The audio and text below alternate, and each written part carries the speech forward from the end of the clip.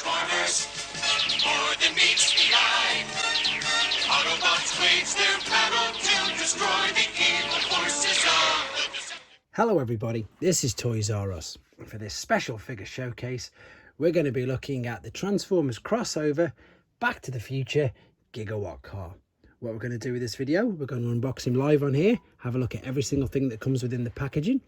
We'll have a look at him in both modes to see how he displays the best, and then we'll do some comparisons with some figures that he looks quite similar to be honest. So obviously there has never been a Gigawatt released in the Transformers continuity, but the mold does look quite familiar. So we'll have a look in a second at that. Right, let's have a look at the box then. And again, I know I'm quite late to the party with getting this, but in all honesty, this was for sale. It was on eBay UK for $29.99, and I thought, let's just grab it. So we've got the brilliant original G1 font there. We've got the Back to the Future 35 there. So this is obviously a commemorative edition. I can't believe this is well over a year old already. There it is, 2020, the crossover. There is a picture of Gigawatt. And you can see already there's quite a lot of detail on the back of that car, so that looks good. On the back, it looks like we've got a bonus sort of fold out slip there. I'm not going to take that out, I don't think. I'm just going to open it on the standard side there. Brilliant. As you've got with all the old Transformer boxes, there's the transformation process. And he's even got himself a tech spec and a write-up in a few different languages as well. Brilliant. Right then, should I have a look at that? Let's have a look at it. As I say, not seen much on this at all. And then at the weekend, if I saw another YouTuber called Hodmus Prime, he did a review on this, and I was quite surprised. And it's made me go and buy it. So let's have a look at him for myself. Oh, it is. It's a totally different flap. I like that. I like that. Whereas that would just open normally. This is going to fold out this way. So totally different idea with the box. That's slightly new as well. Again, I really don't know what to expect with this. I've not seen one physically in hand. We've got the instructions there. And is there anything else in there? Nope, doesn't look like it. So he's in his car mode, his alternate mode, which is again exactly how the old Autobot cars were packed.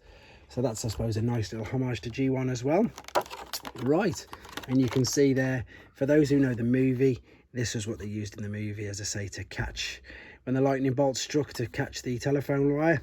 And he's got a gun there, and he looks all neat in there. Oh, there's his face. So let's get him out of this plastic casing and have a proper look at him. Right then, so we're back, and I literally just took one tie wrap to set him free from the packaging, so that's good. So everything else came out nice and easy. And also I realized that, of course, this looks like the back of a truck, and this is brilliant. It's just that extra touch, and of course you can fold it down and the car will come out there.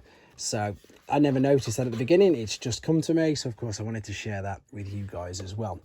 And again, brilliant. So here is Gigawatt, who is of course the famous DeLorean, and as you can see, the wheels are going round and round as you would expect them to do.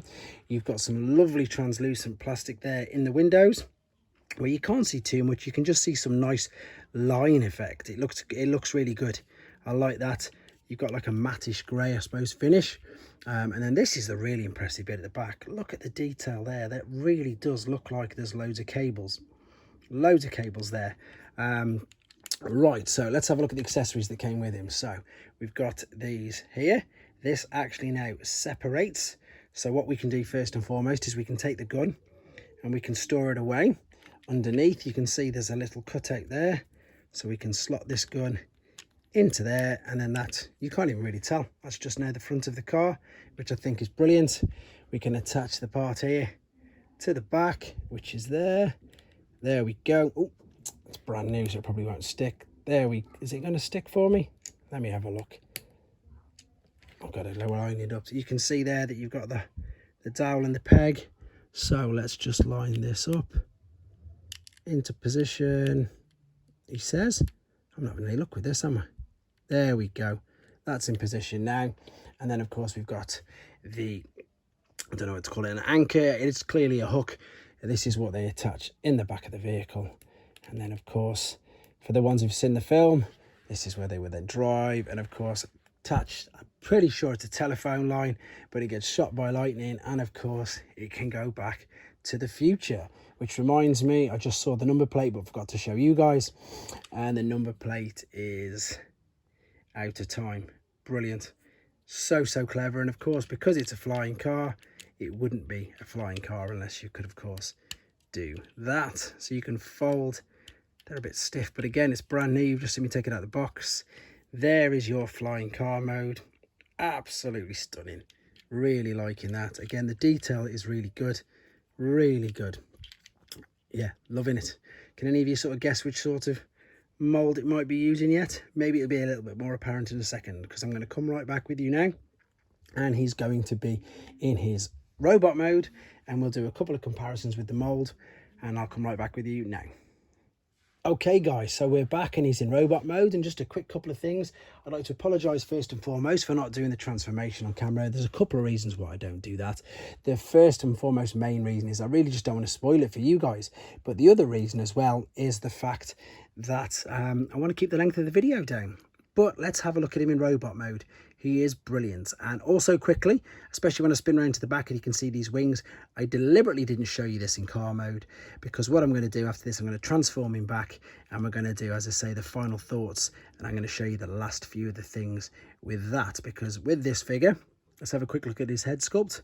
Normally with all the reviews and showcases that I do, that's a brilliant head sculpt. Look at the detail there. You can see nose, lips, mouth, chin, eyes, everything. And of course, there's the flux capacitor at the front. As I was saying, with the figures normally that we review, we start off in robot mode and finish in robot mode, which is how I'm going to display him. But for an absolute massive change this time, I'm going to be leaving this guy in his car mode. So there we go. Let's have a quick look. As I say, articulation. Head is ball and socket. It does twist, well, look up and down, shall we say, but it is quite restricted movement. But it doesn't really need to look up. As you'd expect with the shoulders, or up and down, spin it all the way around. You can put this in whichever way you want it to be fair. It's like a little wing on the back if you want to put it out at the side. I've seen different people display it differently. It depends how they want to do it. So you've got spinning all the way around, you've got up and down, you've got elbow, you've got wrist articulation to some degree, but it is mainly for transformation. You do have wrist tilt, hips, knees, ankle tilt. I mean, the lot. It's brilliant. It's exactly what you'd expect it to be. It's so good. It really is good. So impressed. So let's have a look at the parts that come with it. So of course, these were in two pieces. So you just attach this back. We can then put the gun in his hand. Now, what I really like again about these new figures is the fact that you can do exactly this. You can attach this to his shoulder. It actually looks quite cool, to be fair, like some sort of hook, like an additional weapon.